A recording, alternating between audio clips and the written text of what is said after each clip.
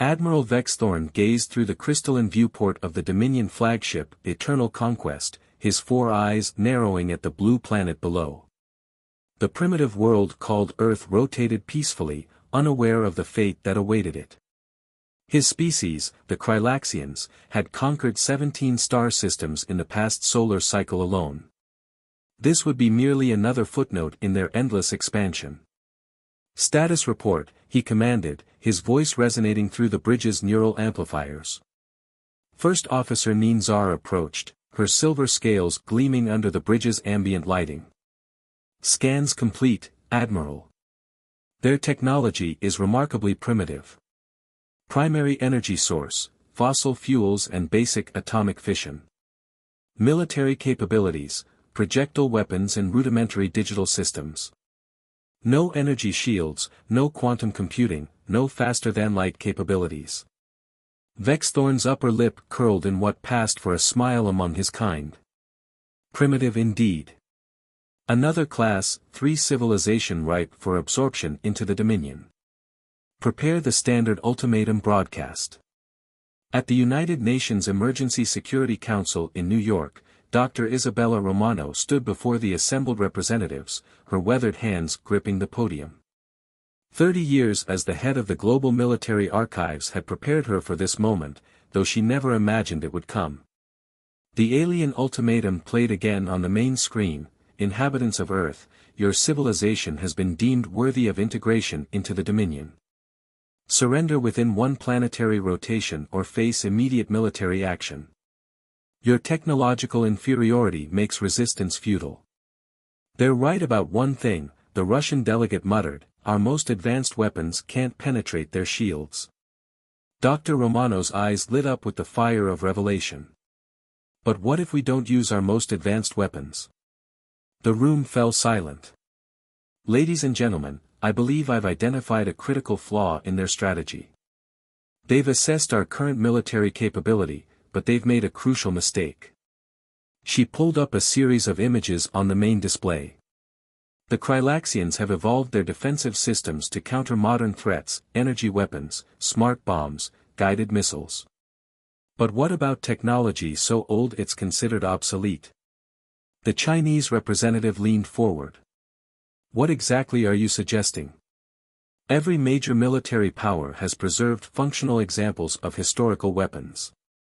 The British War Museum, the Smithsonian, the Russian Military Historical Society, we all maintain working pieces from World War II and even World War I equipment that operates on completely different principles than our modern technology." The American representative's eyes widened. "The mechanical computers." "Exactly," Romano continued. "No electronics, no digital signatures. The alien scanning systems are so advanced, they literally can't detect these primitive technologies. They're looking for quantum signatures, electromagnetic emissions, digital networks. But mechanical computers? Analog targeting systems? They might as well be invisible." The UN Secretary-General stood. "Dr. Romano, what exactly are you proposing?" "Operation Legacy," she replied, pulling up a global map dotted with museum locations. "We have less than 24 hours to move every piece of functional historical military equipment out of storage and into strategic positions. The aliens won't see it coming because they won't even be looking for it." The French representative raised an eyebrow. "You want us to fight an advanced alien civilization with museum pieces?" "Exactly," Romano smiled. "Because that's the last thing they'll expect. Their shields are calibrated for modern weapons, their jamming systems designed for digital communications. But analog radio waves? Mechanical targeting computers? Simple kinetic projectiles? We'll be fighting them with technology so old it's become new again." The Security Council chamber erupted in urgent discussions. Finally, the Secretary-General raised his hand for silence. "Dr. Romano, you have full authority to coordinate this initiative. God help us all." As the council members rushed to contact their respective governments, Romano allowed herself a moment of grim satisfaction. She'd spent her career preserving humanity's military history. Now that history might just save humanity's future. In orbit, Admiral Vexthorn observed the frantic movement below with amusement. "They're activating ancient machinery," he noted to Ninzar. "How primitive. Their modern systems must be failing. Should we conduct more detailed scans?" Ninzar suggested. Vexthorn waved a dismissive tentacle. "Why bother? Let them play with their antiques. It will make no difference to the outcome." He settled back in his command chair, already drafting his victory report in his mind. Little did he know, humanity was about to teach him a costly lesson about the dangers of underestimating primitive technology.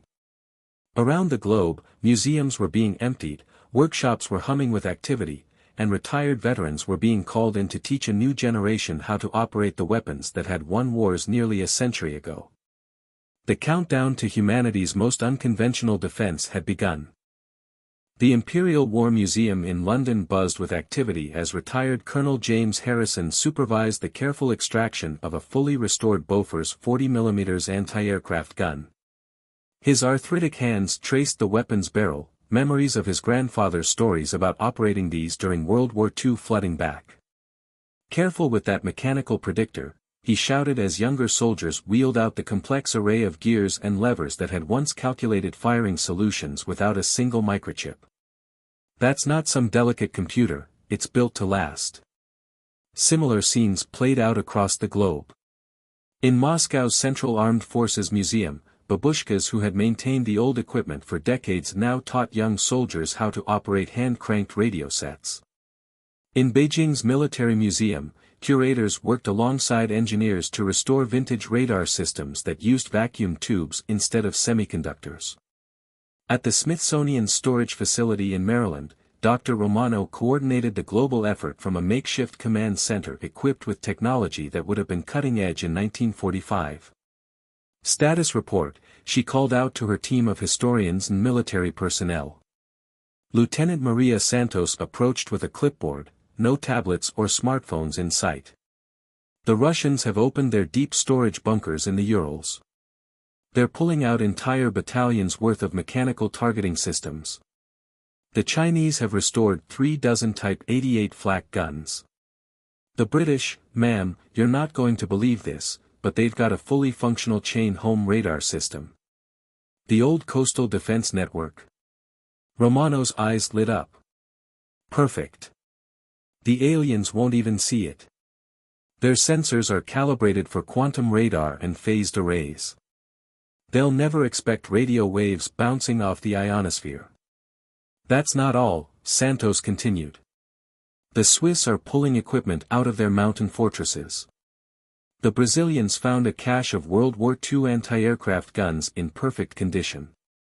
Even the Swedes are contributing, something about old coastal artillery that never got decommissioned." Romano nodded, studying the global map where red pins marked each activated historical site. "How are we handling communications?" "Copper wire networks laid during the Cold War," Santos replied. "And for wireless, we're using amplitude modulation in frequencies so low and primitive the aliens probably can't even detect them. Their electronic warfare systems are too advanced to notice something this basic." "Sir." A young corporal rushed in. "We're picking up movement from the alien fleet.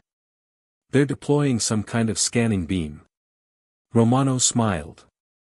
"Let them scan. All they'll see is museums moving old junk around." She turned to address the bustling command center. "Remember, people, we're not trying to hide our activities. We want them to see us breaking out obsolete equipment. Let them think we're desperate." In orbit, First Officer Ninzar presented her latest report to Admiral Vexthorn. "The humans are behaving strangely, sir. They're transporting ancient machinery to military installations. Our analysis suggests most of this equipment predates their digital age." Vexthorn's secondary hearts pulsed with amusement. "How primitive. Their modern defensive systems must have failed completely if they're resorting to archaeological weapons." He gestured to the tactical display. Show me their deployment pattern. The holographic map revealed movement across every continent. Museums were being emptied, historical sites transformed into military positions. To the Admiral's advanced sensors, it all looked like meaningless activity, the desperate flailing of a doomed species. Should we perhaps conduct a more detailed analysis? Ninzar suggested. These energy signatures are unusual. Our systems can barely detect them. That's because they're using technology barely more advanced than striking rocks together, Vexthorn dismissed. Prepare the first wave of landing craft. We'll begin with a show of force, target their largest population centers with plasma bombardment. Back on Earth, Romano received word of the aliens' planned attack. Perfect, she muttered. They're coming down to where our old guns can reach them. She turned to Santos. Send the coded message to all stations. Use the old naval signal flags if you have to, just make sure everyone's ready. Across the planet, teams of soldiers and historians worked together, teaching and learning. Mechanical computers were calibrated, analog radar stations powered up, and ammunition manufactured to specifications not used in 70 years was distributed to restored artillery pieces. In the Swiss Alps, ancient fortress guns were elevated from hidden bunkers. Along Britain's coast, tall radar masts began sweeping the skies with radio waves. In Siberian bunkers, radio operators warmed up vacuum tubes and tested frequencies that hadn't been used since the Cold War. Time to deployment? Romano asked, watching the status updates come in via telephone and telegram. 4 hours until all positions are ready, Santos reported. The Australian Outback stations just came online, and the Canadian Northern Defence Line reports full operational status. And the aliens? Still completely oblivious. Their scans show they're focused on our modern military bases. They haven't even noticed the old coastal artillery networks. Romano allowed herself a grim smile. Good. Let them come down thinking we're harmless. They're about to learn that sometimes the old ways are the best ways. As the sun set across multiple continents, humanity prepared for its most unconventional battle. Modern soldiers manned vintage weapons, their smartphones and tablets set aside in favor of mechanical calculating tables and manual targeting systems. The future of Earth would depend on its past, and the aliens' greatest weakness would prove to be their own technological superiority. Operation Analog was ready. All that remained was for the overconfident aliens to begin their attack. The first Krylaxian landing craft descended through Earth's atmosphere with devastating grace, their crystalline hulls gleaming in the morning sun. Admiral Vexthorn watched from his command ship, anticipating another routine conquest. The humans had spent their final hours moving ancient machinery around, a pitiful last act of defiance. Begin the demonstration strike, he commanded. Target their largest urban center with low-yield plasma weapons. Let's show them the futility of resistance. The landing craft swooped low over New York City, plasma weapons charging. On the ground, retired Sergeant Thomas O'Reilly manned a restored M45 quad-mount anti-aircraft system positioned in Central Park. The four-barreled monster of a gun had been pulled from the American Military History Museum just yesterday. Hold steady, he instructed his young crew, all elite modern soldiers learning to operate machinery older than their grandparents. Wait for the signal. Similar scenes played out across the globe. In London's Hyde Park, a restored 3.7-inch anti-aircraft gun crew tracked their target through a mechanical predictor. Along the French coast, preserved mobile artillery pieces from the Maginot Line stood ready. In the mountains of Switzerland, massive fortress guns emerged from hidden bunkers, their mechanical computing systems calculating firing solutions without a single microchip. At the command center, Dr. Romano watched multiple alien craft enter the atmosphere. They're following exactly the pattern we predicted, she noted. Commence Operation Analog. All stations, you are cleared to engage. The order went out through copper wire networks and amplitude modulation radio waves so primitive they were invisible to alien scanning. Around the world, humanity's vintage arsenal roared to life. In New York, O'Reilly's quad mount opened up first, filling the sky with a storm of .50 caliber rounds. The alien craft's shields, calibrated for energy weapons and guided missiles, registered nothing until the primitive projectiles slammed into their hull with devastating force. Direct hit. O'Reilly shouted as the landing craft's crystalline armor cracked. Pour it on. Across the Thames, the British gun crews achieved similar success. Their 3.7-inch shells, guided by mechanical computers that used gears and levers instead of electronics, found their marks with shocking accuracy. The aliens' advanced defensive systems, designed to track and counter modern weapons, were completely blind to these simple ballistic projectiles. Impossible.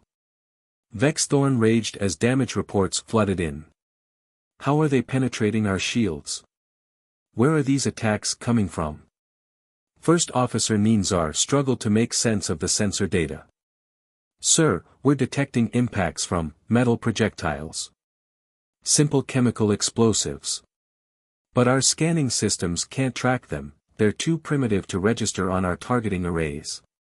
In Beijing, restored Type 88 flak guns created an impenetrable wall of steel that shredded alien fighter craft. The Swiss Fortress guns, their mechanical calculators compensating for wind and atmospheric conditions, landed direct hits on ships trying to navigate mountain valleys. Sir, Ninzar reported, panic creeping into her voice, we're losing landing craft at an unprecedented rate. Their weapons, they're using mechanical targeting systems we can't hack, projectiles too simple for our shields to detect, communication methods too primitive for our jamming to affect. Romano coordinated the global defense from her analog command center. Status updates came in via telephone and telegraph, while targeting data was calculated on mechanical computers that couldn't be hacked or disabled. The Russians are reporting success with their restored Stalin organs, Lieutenant Santos announced. The multiple rocket launchers are overwhelming alien point defense systems, they can't track that many unguided projectiles. Brazilian position reporting in, another operator called out. Their restored German 88mm guns are proving devastatingly effective. The aliens' shield frequency can't handle simple kinetic impacts. Above Stockholm, a formation of alien fighters encountered a surprise from the past. The Swedes had reactivated their old coastal artillery network, and shells calculated by mechanical ballistic computers found their marks with deadly accuracy. How?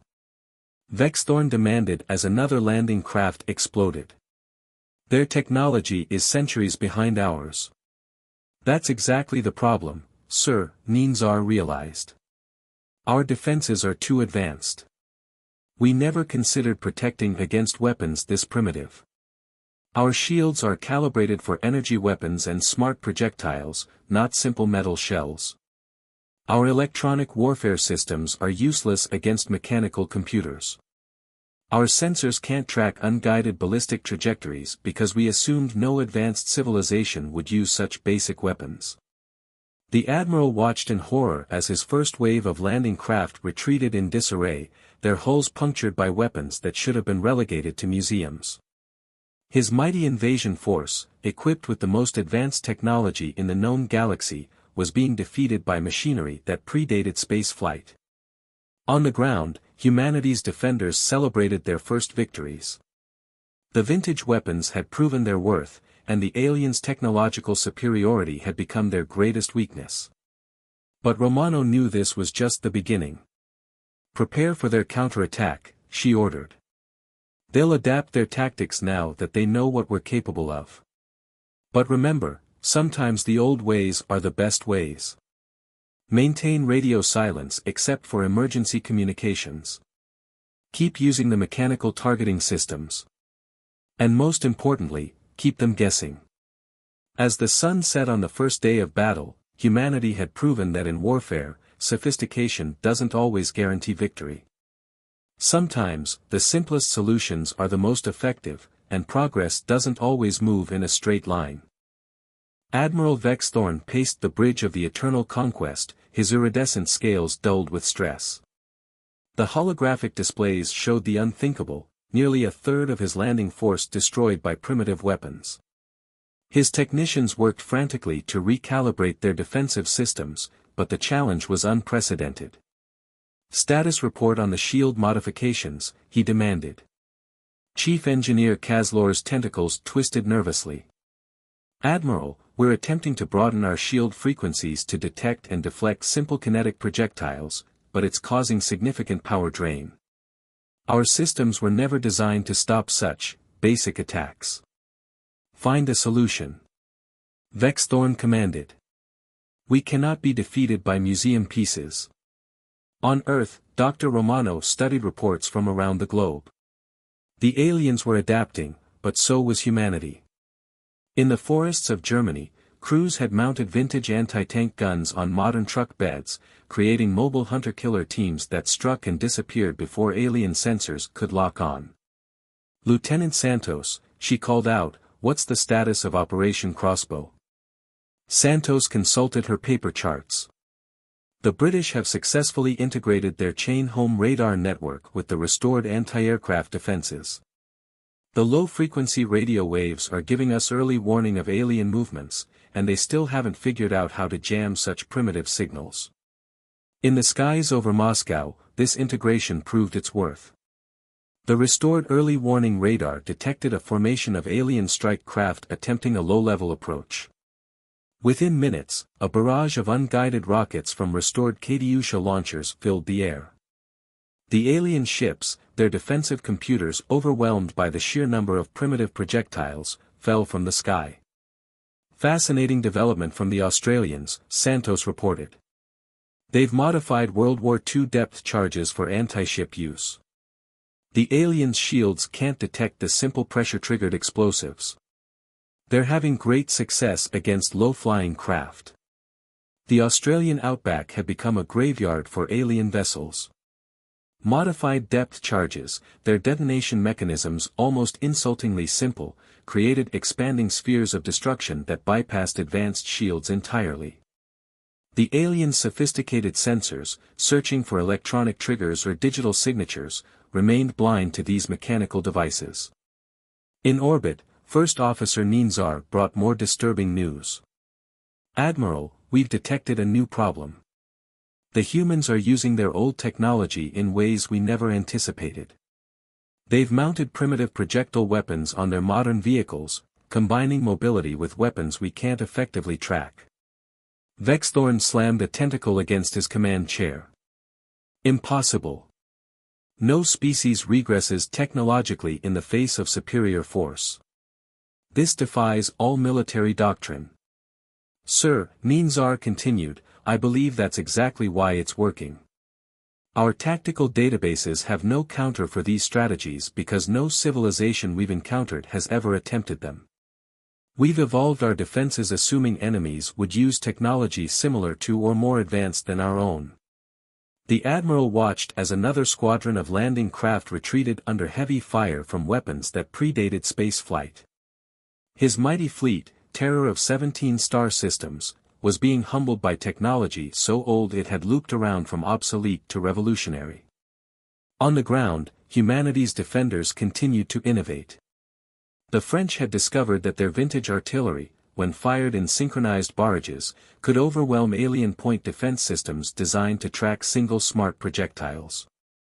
The Swiss mountain fortresses, their mechanical computers calculating firing solutions through pure geometry and physics, landed hits with deadly accuracy. New development from South America, Santos announced. The Brazilians are using restored coastal artillery with modified shells. Simple contact fuses, no electronics. The aliens can't detect them until impact. Romano nodded, studying the global battle map with its network of vintage weapon emplacements. The aliens made a crucial mistake. They assumed we'd try to match their technological level, that we'd fight the way they expected us to fight. Instead, we went so far backward we went forward. In the skies over Chicago, this principle was demonstrated dramatically. A squadron of alien fighters, their sensors scanning for modern threats, flew right into a trap. Restored M45 quad mounts, their .50 caliber barrels synchronized by mechanical computers, created a wall of lead that no amount of advanced technology could fully evade. "Ma'am," Santos reported, excitement in her voice, "the Canadians have successfully integrated their old DEW line radar stations with the Coastal Defense Network. We now have early warning coverage across the entire Northern Hemisphere, all using technology too primitive for the aliens to detect." The alien fleet's attempts to adapt proved costly. When they adjusted their shields to stop simple projectiles, the power drain left them vulnerable to other attacks. When they tried to jam human communications, they found no digital signals to disrupt, only analog transmissions and physical copper wire networks. "We need to strike their command and control," Romano announced, studying the battle reports. "Their biggest weakness is their reliance on advanced technology. Every system they have is optimized for fighting an enemy at their level or higher. They have no defense against what they consider primitive." As night fell over the battlefield, humanity's vintage arsenal continued to prove its worth. The aliens' technological superiority had become their greatest vulnerability, and their inability to adapt to simple, mechanical weapons was costing them dearly. "Prepare for Phase 2, Romano ordered. They'll try to regroup overnight, modify their defenses. But remember, no matter how they adapt their shields, they can't stop what they can't detect. And they can't detect what they don't expect to find." The tide had turned, but the battle was far from over. Humanity had found its edge in the pages of history, and now it was time to write a new chapter, one where the future was saved by the past. Dawn broke over a transformed Earth. The night had brought no respite as humanity's vintage arsenal continued its relentless assault on the alien fleet. Admiral Vexthorn stood before his command staff, his proud bearing diminished by recent defeats. "Our shield modifications have failed," Chief Engineer Caslor reported grimly. "Every adjustment we make to counter their primitive weapons creates new vulnerabilities. Our power systems cannot simultaneously maintain protection against advanced energy weapons and simple kinetic projectiles." "Impossible," Vexthorn muttered, but the word had lost its force through repetition. "We have conquered 17 star systems. Our technology is centuries beyond theirs. How can we be losing to weapons that belong in museums?" First Officer Ninzar approached with fresh tactical displays. "Sir, I believe I understand their strategy now. The humans aren't trying to match our technological level, they're deliberately exploiting the gaps in our advancement. Our sensors are too sophisticated to track simple projectiles. Our electronic warfare systems can't affect mechanical computers. Our shields can't stop what they can't detect." In the command center beneath the Smithsonian, Dr. Romano coordinated humanity's final push. "Status report on Operation Checkmate," she called out to Lieutenant Santos. "All positions report ready," Santos replied, updating the paper maps covering the walls. "The British Chain Home Radar Network has detected their fleet regrouping for what appears to be a final assault.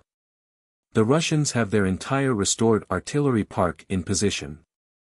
The Swiss mountain fortresses are fully supplied, and the Brazilian coastal batteries are primed." Romano nodded, studying the tactical situation. "They'll try to overwhelm us with numbers this time.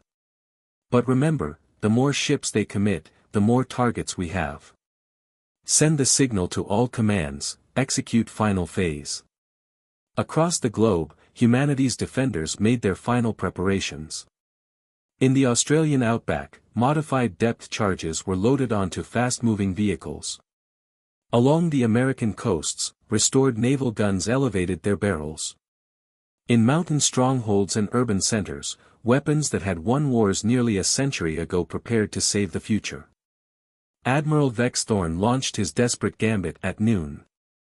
The entire remaining fleet descended into Earth's atmosphere, thousands of ships creating an artificial eclipse. "Let them try to stop us all," he declared. "No primitive weapons can defeat the combined might of the Dominion." But humanity was ready. The first wave of alien ships encountered something unprecedented, a coordinated global defense network operating entirely on technology too basic for their sensors to detect. The British chain home radar saw them coming. French observers with mechanical rangefinders tracked their approach. Swiss mechanical computers calculated firing solutions. And then the world's vintage arsenal opened fire. From the Siberian steppes, batteries of restored Katyusha rockets filled the sky with unguided projectiles. Australian modified depth charges detonated in proximity to alien shields, creating pressure waves that bypassed their defenses entirely. American M45 quad mounts created interlocking fields of fire that overwhelmed point defense systems. Unprecedented casualties. Ninzar reported as ships began falling from the sky. Their old artillery pieces are firing in synchronized patterns our computers can't predict. Their mechanical targeting systems are achieving impossible accuracy without any electronics we can disrupt. The aliens' formation began to break apart. Ships trying to avoid vintage anti-aircraft fire flew into the paths of restored coastal artillery. Vessels that adjusted their shields to stop simple projectiles found themselves without power for maneuvering. The very sophistication of their technology had become a fatal weakness. Full retreat. Vexthorn finally ordered, watching his mighty fleet disintegrate under fire from weapons that should have been relegated to history books. All ships, emergency withdrawal. We cannot counter their primitive technology. But the retreat turned into a rout.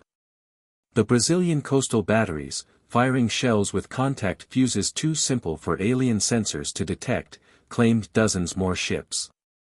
The Canadian DEW line provided tracking data through radio waves so basic they were invisible to advanced scanning systems. The Swiss Fortress guns, their mechanical computers immune to electronic warfare, picked off fleeing vessels with ruthless precision. In the command center, Romano watched the alien fleet scatter. Sometimes, she mused, the old ways really are the best ways. They were so focused on advancing their technology that they forgot to defend against the basics. The last alien ships vanished into hyperspace, leaving Earth's skies clear once again. Humanity had achieved the impossible, defeating an advanced alien invasion force using technology from its own past.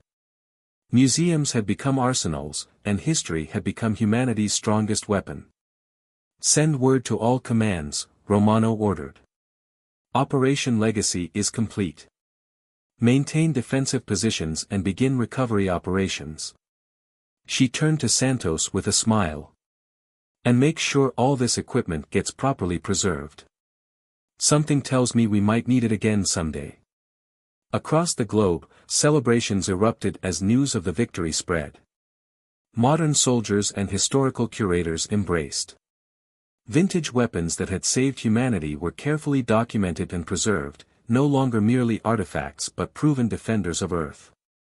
In deep space, Admiral Vexthorn prepared his report to the Dominion Council. How could he explain that the most technologically advanced fleet in known space had been defeated by weapons from humanity's past? That their sophisticated defenses had been rendered useless by technology too primitive to detect? That progress didn't always move in a straight line. As Earth began its recovery, Dr. Romano stood in the Smithsonian's main hall, now empty of its historical military exhibits. We'll bring them all back, she promised the vacant displays. But from now on, these aren't just museum pieces. They're our insurance policy against any aliens who think technological superiority guarantees victory. The great lesson had been learned. Sometimes the past holds the key to the future, and true innovation means knowing when to step backward to move forward. Humanity had proven that ingenuity and adaptability were more powerful than raw technological advancement, a lesson that would echo across the stars for generations to come.